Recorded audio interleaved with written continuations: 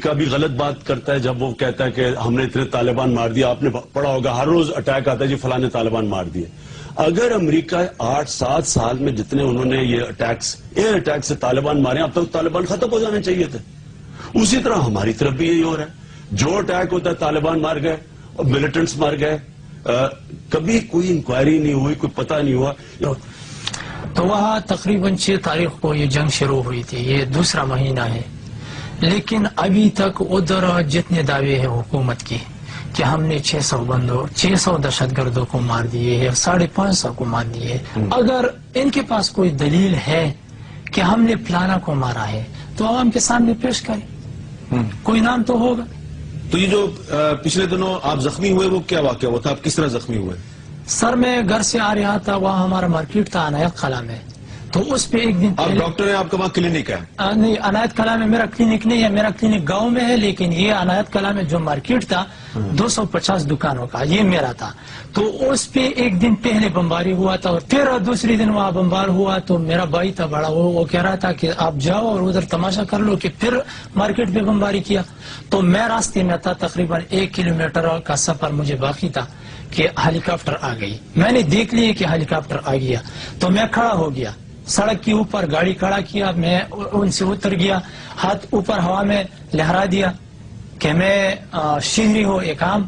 یہ انہوں نے مجھے ہدایت دی تھی کہ آپ ایسا کریں گے ویسا کریں گے, تو اس کی طریقہ کار سب شہریوں کو ہدایت ہے کہ ہیلی کاپٹر آئے تو آپ ایسا کرو. تو اس طریقہ کار کے مطابق ہم روڈ کے اوپر کھڑے تھے. تو میرے پاس میرا چھوٹا بچہ تھا تقریباً 6 سال کا, تو میری گاڑی میں 8 بندی تھی, دوسرا گاڑی کھڑا ہوا اس میں 8-10 بندی تھی, تیسرا کھڑا ہو گیا, تو ہم سب کھڑے تھے. ہیلی کاپٹر ہم سے اوپر گزر گیا. تو میرے ساتھیوں نے مجھ سے کہا کہ آپ چلی جاؤ یہاں سے.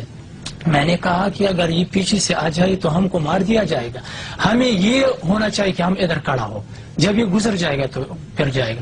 جب یہ آیا تو اس نے ہمارے اوپر 2 راکٹ گرا دی. تو اس میں ہم تمام کے تمام جتنے تھے 30-40 بندے تھے, وہ اس میں ایک بچا تھا, باقی سب زخمی یا مر چکے تھے. پھر یہ چلا گیا خار کو, خار ہم سے تقریباً 9-10 کلومیٹر آگے تھا. تو پھر یہ دوبارہ آ گیا, پھر واپس ہوا اور بازار میں انہوں نے شیلنگ شروع کر دیا. ابھی میں آپ کو اپنے بچے کا وہ تصویر دکھاؤں گا کہ یہ کیسا دہشت گرد تھا. 6 سال کا تھا. آپ کا بچہ 6 سال کا, وہ بھی 6 سال کا, اس کے دونوں پاؤں کٹ گئی ہے نا, ابھی اسپتال میں پڑے. آپ کے خان صاحب نے خود اس کو دیکھا ہے نا, دونوں پاؤں اس کے کٹ گئی ہے نا. جو دوسرے بندے تھے وہ 5-6 سال کے تھے. تو یہ کیسے دہشت گرد ہو سکتا ہے؟ یہ بھی دہشت گرد. آپ نے پیچھے ہم جب بار بار جھوٹ بولتے ہیں کہ جی یہ ہماری جنگ ہے, امریکہ کی جنگ نہیں ہماری جنگ ہے, ان کے جوتے پالش کرنے کے لیے, یہ اتنا بڑا شرمناک جھوٹ. جب پاکستان نے 9 فروری 2004 پاکستان کی فوج وزیرستان بھیجی, اس کے بعد جو رد عمل آیا وہ سارے کہہ رہے ہیں وہ ریاکشن آیا پاکستانی فوج نے. اسی طرح کی جو یہ باتیں کر رہے ہیں بمباری کی, آپ یہ کہتے ہیں کہ انتہا پسند کیسے بنتا ہے؟ میرے بیوی بچے آپ مار دیں, میں کل انتہا پسند بن جاؤں گا. انہوں نے جا کے ہوائی جہازوں سے بومبنگ کی اور ہیلی کاپٹر گن شپس. اب یہ بچے بڑوں کو دیکھتے ہیں کہ یہ کس کو مار رہے ہیں. ہندوستان میں اب یہاں کتنی زیادہ 12 انسرجنسیز ہو رہی ہیں. کشمیر میں کتنی 7 لاکھ ہندوستان فوج ہے, کتنی دفعہ انہوں نے ہیلی کاپٹر گن شپ سے یا F-16 سے بمباری کی ہے.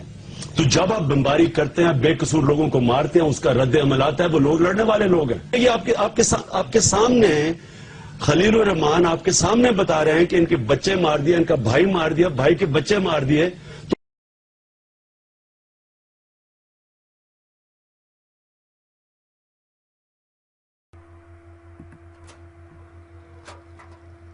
ستر سالہ قادر خان نے چند دن قبل خاندان سمیت شمالی وزیرستان سے نقل مکانی کر کے پشاور پہنچے تھے, جہاں اب وہ رشتہ داروں کے ہاں پناہ لیے ہوئے ہیں. ان کا کہنا ہے کہ وہ ایسی حالت میں جان بچا کر گھر سے نکلے جب علاقے میں بمباری ہو رہی تھی اور ہر طرف لاشیں پڑی ہوئی تھیں. 2-3 دنوں کا سفر طے کر کے محفوظ علاقے تک پہنچنے میں کامیاب ہوئے. بھوک, پیاس اور تھکن کو چھوڑیے, یہ بچے بھی ہمراہ تھے. کوئی پیدل, کوئی بھاگ رہا تھا. الغرض ہر قسم کی تکلیف دیکھی ہے. قبائلی علاقوں اور خیبر پختونخوا کے مختلف علاقوں سے پہلے ہی لاکھوں افراد بے گھر ہو چکے ہیں, جبکہ شمالی وزیرستان سے حالیہ نقل مکانی سے اس تعداد میں مزید اضافہ ہوا ہے. بتایا جاتا ہے کہ میرلی تحصیل سے 70 سے لے کر 80% तक मुतासिर अफराद ने बेघर होकर बन्नू में पनाह ले रखी है।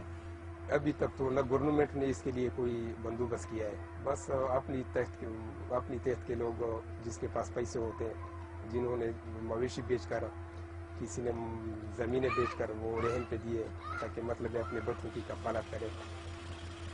शुमाली वज़ीरिस्तान में मुमकिन फौजी ऑपरेशन की वजह से लोग अब पहले ही महफूज मुकामात की तरफ रुख कर रहे हैं।